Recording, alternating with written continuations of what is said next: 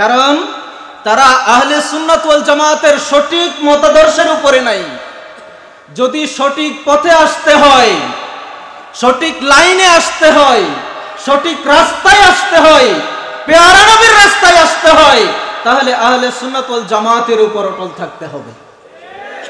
এবার সে ক্ষেত্রে লোক বেশি হোক আর কম হোক, ওটা দেখার সুযোগ আছে? লোক কম না বেশি দেখার সুযোগ আছে? না কোনটা সঠিক সেটা দেখব?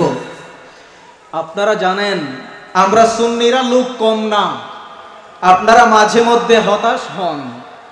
আমি বলতে চাই, বাংলাদেশের কোনো এক দরবার যদি ঢাকার ইজতেমার ময়দানে উরুস করে, টঙ্গীর ইজতেমার ময়দানে জায়গা হবে? এরকম লক্ষ দরবার আছে, তবে আমরা বিশৃঙ্খলায় বিশ্বাসী নই। এটাও বলতে হয়, যেহেতু আজকে সুন্নিয়তের অবস্থান জানান দেওয়ার সুযোগ এসেছে, সময় এসেছে, আমাদেরকে রাজধানীতে আহলে সুন্নাত ওয়াল জামাতের অবস্থান জানান দিতে হবে। ভাইয়েরা আমার, যে কথাটি বলছিলাম, লোক কম না বেশি, তার চাইতেও গুরুত্বপূর্ণ হলো আকীদা সলিড আছে কিনা। আমরা হয়তো ভুলে যাচ্ছি অধ্যক্ষ আল্লামা এম এ জলিল রহমাতুল্লাহ আলাইহিকে, আমরা হয়তো ভুলে যাচ্ছি আল্লামা অধ্যক্ষ জালালউদ্দিন আল কাদরিকে, আমরা হয়তো ভুলে যাচ্ছি শের মিল্লাত মুফতি উবাইদুল হক নাইমি রহমাতুল্লাহ আলাইহিকে।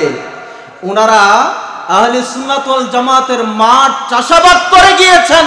ওই চাষাবাদকৃত মাঠে আমরা পানি দিচ্ছি। কথা বলেন ঠিক কিনা? ওই মাঠে আমরা পানি দিচ্ছি। আমার ভাইরা, আরেকজন অধ্যক্ষ আল্লামা জলিলের বড় আজ প্রয়োজন, আল্লামা জালালউদ্দিন আল কাদরির বড় প্রয়োজন, শের মিল্লাতের বড় প্রয়োজন। আমরা উলামায়ে আহলে সুন্নাত যারা আছি, আমাদেরকে আজ একতাবদ্ধ হওয়া, একতা আছে আমাদের মাঝে, আরো শক্তিশালী প্ল্যাটফর্ম তৈরি করতে হলে আহলে সুন্নাত ওয়াল জামাতের বিশেষ করে তরুণ উলামায়ে কেরাম যারা আছেন, আমাকে বলা হয়েছে সংগঠন, আমাদের আহলে সুন্নাতের সংগঠনগুলোকে শক্তিশালী করতে হবে। প্রতিটা সংগঠন, এবং করতে গিয়ে এক সংগঠন আরেক সংগঠনকে কোনো অবস্থাতেই যেন প্রতিবন্ধক মনে না করি। আমার ভাইরা, আহলে সুন্নাত ওয়াল জামাত যেটা, এটা শক্তিশালী একটা প্ল্যাটফর্মের নাম। আমাদের এই আহলে সুন্নাত ওয়াল জামাতের মধ্যে এমন এমন ইমাম চলে গিয়েছেন যাদের নাম শুরু করলে শেষ হওয়ার মতো নয়। আমরা জানি ইমাম শেরে বাংলার কথা, আমরা জানি ইমাম গাজ্জালির কথা। কি বলেন, ওনাদের মতো ইমাম কি আর আসবে? ইমাম গাজ্জালির মতো ইমাম আসবে? ইমাম আব্দুল কাদের জিলানী বড় পীর রহমাতুল্লাহ আলাইহির মতো ইমাম কি আর আসবে? আল্লামা খাজা মুঈনুদ্দিন চিশতি রহমাতুল্লাহ আলাইহির মতো ইমাম আর আসবে না।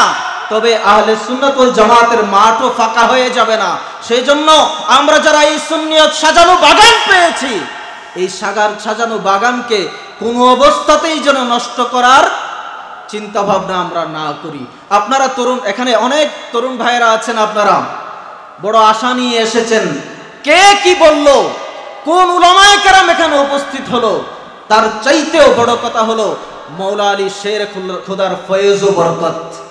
কথা বলেন ঠিক কিনা? কি জন্য এসেছেন? যদি বলেন যে উলামায়ে কেরামের চেহারা দেখতে এসেছি, যদি বলেন উলামায়ে কেরামের বক্তব্য শুনতে এসেছি, আমি বলবো বোকামি হবে। এর চাইতেও অনেক অনেক গুরুত্বপূর্ণ হলো মৌলা আলী শের